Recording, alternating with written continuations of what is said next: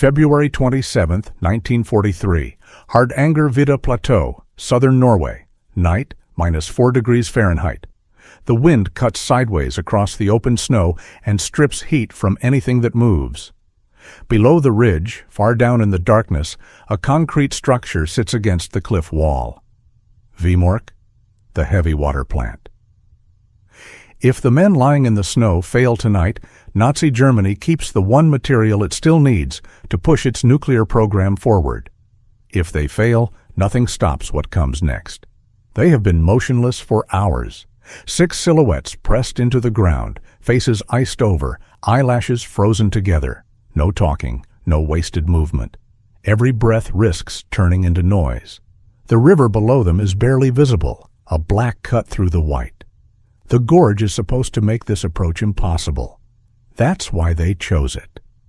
None of the 6 are soldiers in the way Germany understands soldiers. They're Norwegians trained in Britain after their country was occupied. Skiers, engineers, radio men. Resistance fighters selected for one reason. They know how to survive where no one else can. They've already been living on this plateau for weeks, isolated, half-starved, waiting for this moment. If the weather had turned even slightly worse, the mission would already be dead. The plant is guarded like a fortress. The bridge across the gorge is mined and covered by machine guns. Patrols move on schedule. Searchlights sweep the snow. After a failed British glider raid months earlier, German security doubled. Anyone caught inside the perimeter is executed. Anyone helping them is executed. The margins are gone. The only way in is down the cliff across the frozen river and up the other side. No ropes, no lights. One slip means disappearing into black water that kills in seconds. The men start moving. It takes hours to descend. Hands numb, muscles burning, skis left behind, rifles slung tight so they don't clatter against rock. At the bottom, the river ice groans under their weight. No one pauses. Pausing is how you lose feeling, and losing feeling is how you fall.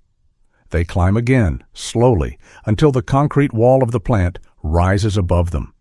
A pipe runs out of the building, carrying cooling water. It's unguarded. That pipe is the mistake the Germans never fixed. They cut through the fence without sound. One man stays outside, watching the darkness behind them. The others slip inside through a cable tunnel, boots wet, fingers barely working. Inside, the air smells different. Oil, metal, steam. The machines are still running. Heavy water is being produced right now. They find the electrolysis cells. Charges are placed by touch, not sight. Fuses are checked twice. No speeches, no hesitation. One of them leaves a British-made submachine gun behind on purpose, to make the Germans think this was a larger force. Then they move. The explosion is sharp, contained, brutal. Concrete shakes. Glass shatters inward. Tons of heavy water are destroyed in seconds. The plant is crippled. The men are already gone. Alarms scream behind them as they vanish back into the gorge. German soldiers flood the area within minutes, firing into the dark, sweeping the snow with lights. They find nothing. No tracks that make sense, no bodies, just cold air and broken machinery. The 6 split up as planned. Some ski hundreds of miles to Sweden. Others melt back into the mountains. No pursuit ever catches them. The German nuclear effort never recovers. Heavy water production in Norway is finished. What remains is shipped south months later and sunk by Norwegian resistance on a ferry crossing a lake. The plant at Vemork still stands. The gorge is still there. The snow still comes down sideways. 6 men walked into it and disappeared. And because they did, something that could have changed the war never happened. The story doesn't end on the plateau. Berlin reacts fast. Engineers are flown in. The damage is inspected. The verdict is quiet but final. Vemork cannot resume production anytime soon. Too vulnerable, too exposed, too expensive to guard. The decision is made to abandon Norway altogether and move what remains of the heavy water south deeper into occupied territory, where Allied bombers and commandos can't reach it easily. In February 1944, barrels of the remaining stock are loaded onto rail cars and rolled toward a ferry dock at the edge of a frozen lake. The crossing is routine. No escorts, no urgency, just another shipment in a long war. The ferry pushes off into the gray morning over Lake Tinskio. Below deck, trucks carry steel drums filled with what Germany spent years trying to protect. On board are civilians, workers, families. No one is told what the cargo really is. Norwegian resistance fighters are watching. They place a charge deep inside the hull, timed, small, meant to do only one thing. When the ferry reaches the deepest point of the lake, the explosion tears through metal. Water floods in fast. The ship lists, then slips under. The cargo sinks more than 1,000 feet to the bottom. It will never be recovered. Some passengers die. The resistance knows that. The decision was made anyway. The calculation is cold. The lake closes over everything. By then, the 6 men from the plateau are already gone. Back to Britain, back into occupied Europe, or back into civilian life, carrying something no one around them can see. There are no parades, no public recognition. Their names are classified. The operation itself barely exists on paper. Years later, after the war, German scientists admit what the Allies suspected. Without heavy water, their reactor designs stall. Time runs out. Resources shift. The nuclear program never reaches the point of a weapon. No single act wins a war. This one doesn't either, but it removes a path. It closes a door. At Vemork, the machines stay silent. Snow fills the footprints.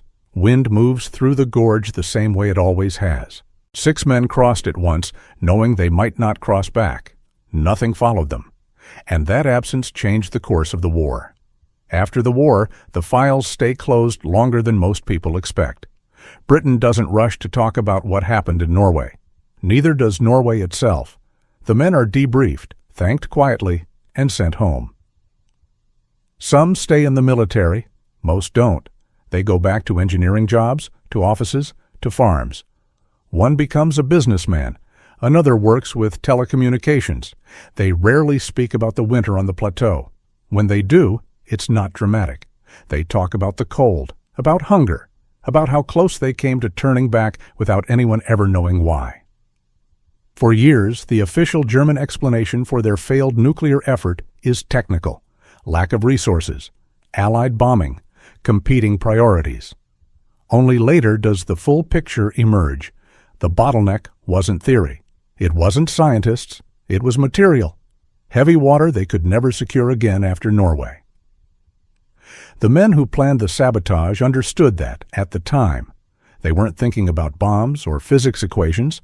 They were thinking about flow rates, production cycles, shipping schedules. They knew that if the machines at Vemork stopped long enough, the entire timeline collapsed. Delay was as good as destruction. The German occupation authorities never catch anyone responsible. They interrogate workers, arrest locals, increase patrols. Nothing leads anywhere.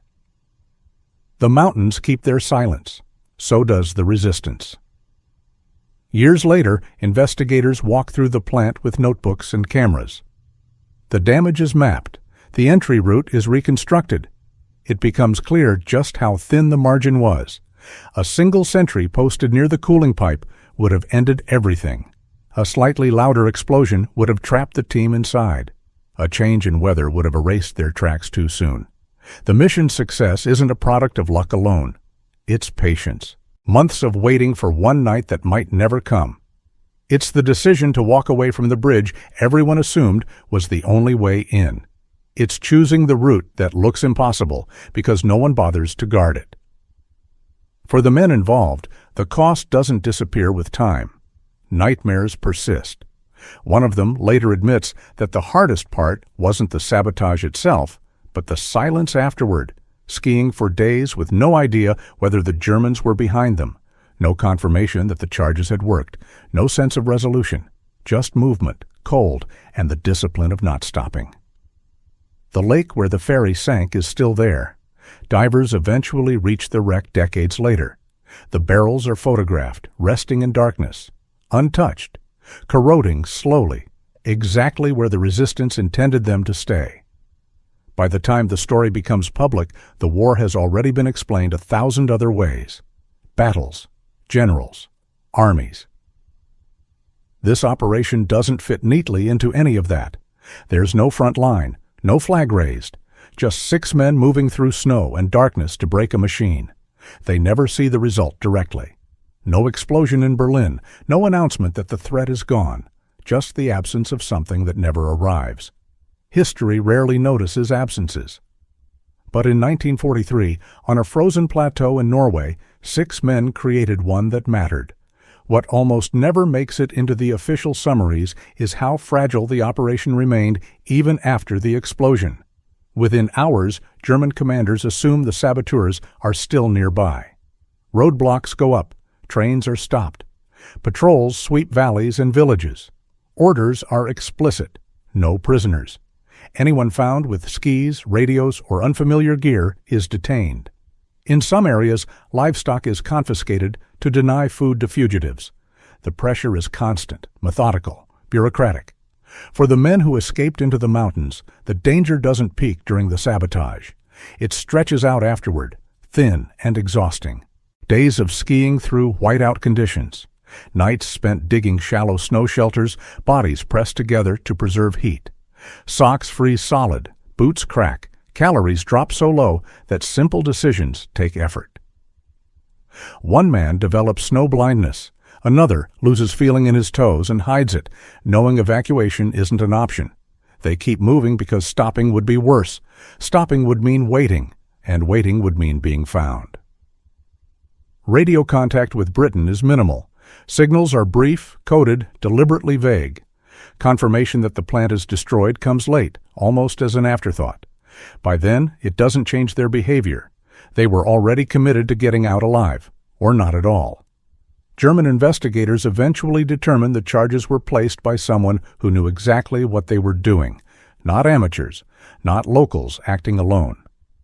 This changes how Berlin views resistance across occupied Europe. Sabotage is no longer seen as symbolic, it's strategic. That realization spreads resources thin as Germany tries to defend everything at once. Back in Britain, planners quietly reclassify Operation Gunnerside as a success beyond expectations. The goal was delay. What they achieved was paralysis. Heavy water production drops to zero. Replacement facilities take too long to organize. Every month that passes makes the entire effort less relevant to a war that is accelerating beyond Germany's control. The men themselves don't receive that analysis. They're not shown charts or projections. They're told to rest, to recover, to be ready for whatever comes next. Some are redeployed. Some are told to wait. Waiting becomes its own kind of strain. In Norway, the local population feels the consequences immediately. Reprisals increase, curfews tighten. The factory workers at Vimork are questioned repeatedly, even those who were nowhere near the plant that night. Fear becomes ambient. But so does something else, the quiet understanding that the occupiers can be hurt. Years later, when historians reconstruct the German nuclear program, they find documents filled with frustration, memos about delayed shipments, complaints about unreliable supply chains, requests for resources that never arrive. The language is technical, restrained, but the pattern is unmistakable. After Norway, nothing lines up again. For the 6 men, none of that is visible yet. At this point, they are still just trying to stay warm, still counting distance in hours and energy rather than miles, still aware that one broken binding or one wrong turn could undo everything they've already survived. The mission isn't over for them. It hasn't resolved into history. It's still present tense, stretching forward, uncertain, unfinished. By the spring of 1943, the physical danger begins to recede, but the psychological pressure doesn't. Those who make it to Sweden cross the border quietly, exhausted, bearded, barely recognizable as the men who left Britain months earlier. Neutral territory doesn't bring relief so much as numbness. They sleep indoors for the first time in weeks and wake up disoriented, reaching for weapons that aren't there. Medical checks note weight loss, frost damage, malnutrition. Nothing that looks dramatic on paper. The Germans never publicly acknowledge how serious the blow was. Official statements describe temporary disruption. Internally, reports tell a different story.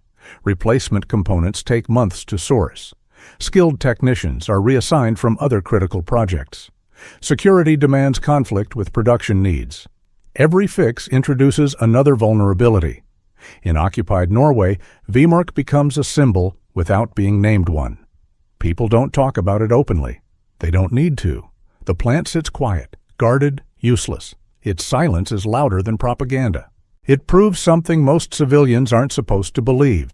The occupier can be outplanned, outweighted, outmaneuvered. For Allied intelligence, the operation reshapes priorities. Sabotage is no longer just harassment. It's a way to change timelines. Analysts begin asking not how to destroy entire systems, but which single component can't be replaced fast enough. Gunnerside becomes a case study passed quietly between desks. The men themselves are pulled back into that machinery. Debriefings stretch for days. Every movement is reconstructed, every decision questioned. Why this route? Why that charge size? Why the decision to split after exfiltration? They answer carefully, aware that their words will shape missions they'll never see. Some of them volunteer to go back into occupied Europe. Others hesitate, not out of fear, but out of fatigue. There's a difference, and the officers interviewing them understand it. No one pushes too hard. Experienced operatives are rare. Broken ones are useless. Across the North Sea, German scientists continue working with what they have. Experiments proceed in labs far from factories. The theory advances in isolation, detached from industrial reality. The gap between what's possible on paper and what's achievable in metal and concrete keeps widening. That gap matters more than anyone realizes at the time. Because wars aren't decided by ideas alone, they're decided by supply, by timing, by whether the right material exists in the right place before the window closes. Norway was one of those places. Heavy water was one of those materials. And the window was never reopened. The men who closed it don't frame it that way. When asked years later, they talk instead about small things. A misstep avoided on the cliff. A fuse that burned exactly as expected. A patrol that passed without turning its head. They remember the fear not as panic, but as pressure, constant, shaping every thought. At this point in the story, none of them know how it will be remembered, or if it will be remembered at all. They only know that they survived something that wasn't supposed to be survivable, and that whatever comes next will demand the same restraint, the same silence. The war is still on, and absence, once created, has to be protected. As 1943 drags on, the strategic consequences ripple outward in ways no one on the plateau could have measured at the time.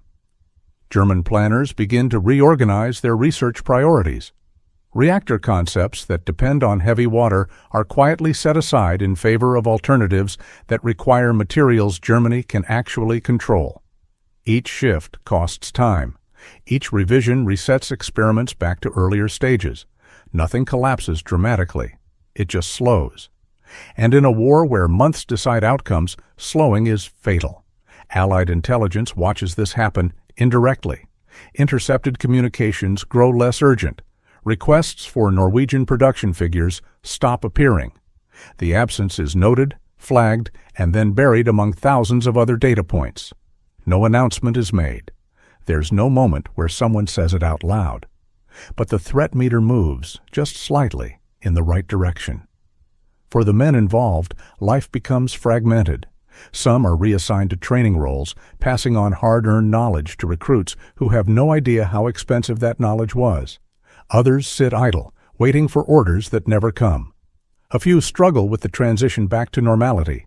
Silence, once a survival skill, becomes a habit that's hard to break. They follow the war from a distance now.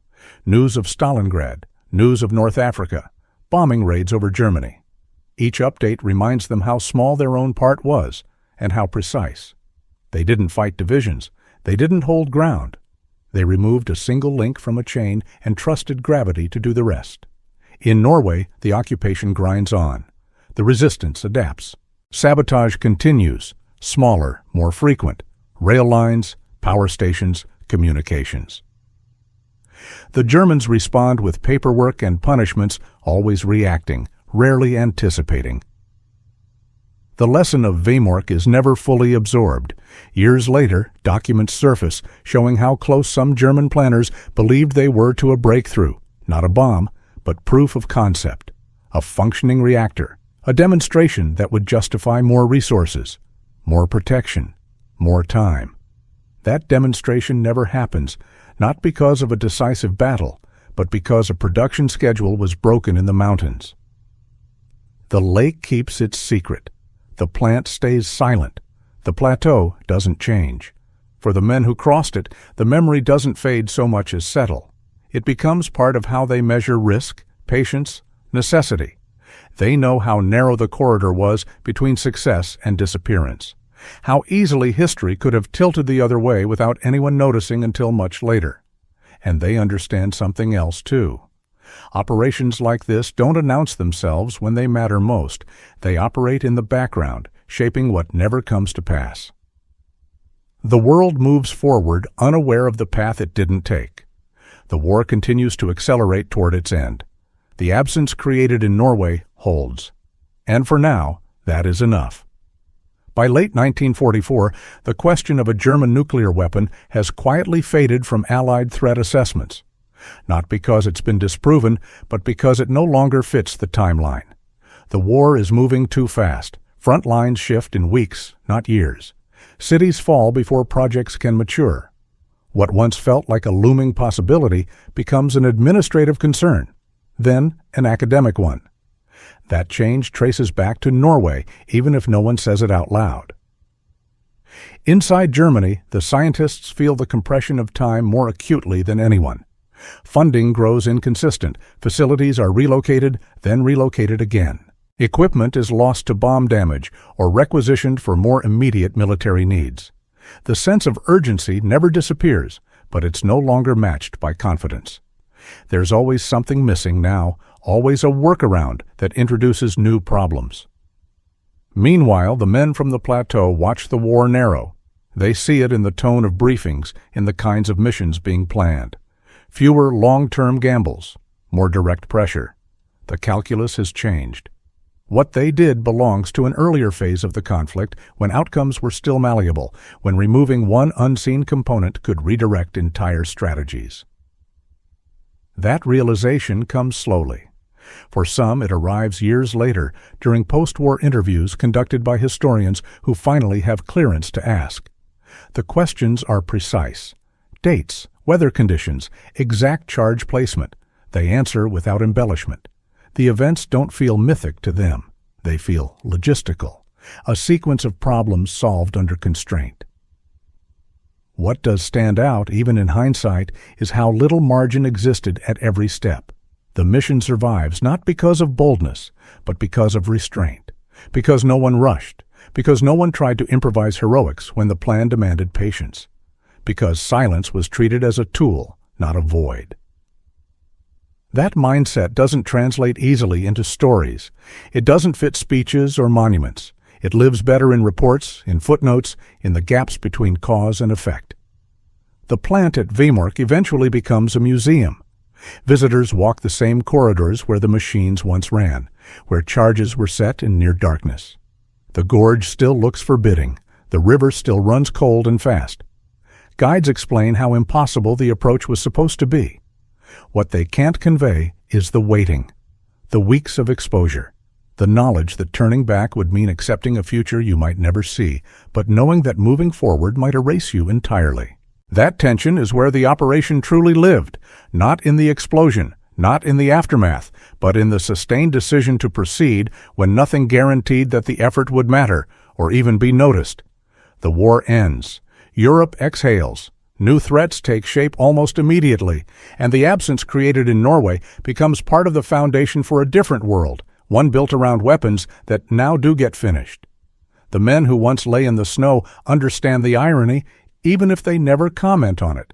They disrupted one path, knowing another would eventually replace it. That was never their concern. Their task was narrower, immediate, unforgiving. For now, the story is still unfolding, not toward a conclusion, but toward understanding how close the margins really were, and how quietly history can be redirected when no one is watching. In the years immediately after the war, the operation exists in an odd limbo. It's not secret enough to disappear, but not public enough to be understood. References surface in technical journals, in obscure military histories, stripped of texture. Dates and outcomes remain. The human weight does not.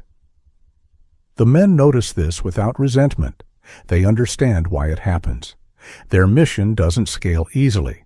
It resists simplification. There's no clean before and after moment, no visible enemy defeat. Just a chain of consequences that only makes sense when followed backward. Some of them are asked informally to speak to younger officers, not about bravery, about preparation, about knowing when not to move, about how impatience gets people killed faster than fear. They talk about the plateau, about how the cold forced discipline, how the environment punished mistakes immediately and without drama. Mountains don't care why you're there. What they don't emphasize is the loneliness, the sense of operating so far outside the normal rhythm of war that time itself feels distorted. Days without contact, decisions made without validation. The knowledge that even success would likely go unnoticed. That kind of isolation leaves a mark that doesn't show up in records. Historians later argue over how decisive the sabotage really was. Some say Germany was never close. Others point to theoretical gaps, organizational failures, competing priorities. All of that may be true. What's harder to argue against is the timing. The loss of heavy water doesn't just slow progress. It arrives at the worst possible moment, when delay matters more than destruction. That's the part the planners understood intuitively. They weren't trying to end a program. They were trying to push it past relevance. The men on the ground never frame it in those terms. When asked what they were thinking that night, the answers are narrower, about whether the ice would hold, about whether the sentry schedule had changed, about whether the fuse would burn at the rate it was supposed to in that temperature. Big outcomes are abstractions. Survival is concrete. Even decades later, memory returns in fragments, a particular sound inside the plant, the way metal feels through gloves when sensation is almost gone. The moment after the explosion when the knight seems to inhale before reacting. These details persist longer than any strategic assessment. The plateau remains unchanged by all of it. Snow covers the routes they took. Wind erases the lines. Anyone crossing it now does so with maps, equipment, support. The difficulty can be studied, mitigated, managed. In 1943, there was no mitigation, only acceptance. As the Cold War reshapes global priorities, the irony deepens. Nuclear weapons become central, not hypothetical. Entire industries are built to ensure that production bottlenecks never exist again. Redundancy becomes doctrine. No single factory is allowed to matter that much. In that sense, the lesson of Norway is absorbed, just not publicly attributed. The men watch this from the outside. Some live long lives, some don't. Their shared experience becomes harder to explain as the world they acted in recedes further into the past. Younger generations struggle to imagine a time when a handful of people, on skis, could influence something so vast without anyone realizing it at the moment. But influence doesn't always announce itself. Sometimes it works by subtraction, by removing a possibility and letting everything else reconfigure around that absence. The story keeps stretching forward, accumulating context, resisting closure. It hasn't reached its end yet. Not until the full weight of what didn't happen is allowed to settle into view. In the end, there is no single frame where everything resolves. No photograph of the 6 men together afterward. No ceremony that matches the scale of what was removed from history. The war ends the way wars usually do, loudly, visibly, with cities taken and governments collapsed. Against that noise, what happened on the Hardanger Vidda almost disappears. And yet the consequences remain precise. Germany never produces a functioning nuclear reactor during the war, never demonstrates control of a sustained chain reaction, never crosses the threshold that would have forced the Allies into an entirely different set of decisions. The timeline closes. The window passes, not with an explosion, but with delay. At Vemork, nothing is rebuilt in time. The machinery rusts. The guards leave. The site becomes just another scar of occupation, stripped of urgency. The lake keeps its cargo. The barrels stay where they were sent, unreachable, irrelevant. The 6 men return to anonymity. Their names surface slowly, years later, usually in footnotes. When they are mentioned at all, it's without emphasis, as if what they did were inevitable, as if someone else would have done it if they hadn't. They know better. They remember the cold that shut down thought, the silence that amplified every mistake, the certainty that if one thing went wrong, one sound, one slip, one delay, there would be no recovery, no second attempt, just disappearance. They didn't stop a bomb. They stopped a process. They interrupted a chain of events so quietly that most of the world never realized the chain existed. And when the war ended, history moved on without needing to explain the path it didn't take. That is how Operation Gunnerside ends. Not with victory, with absence.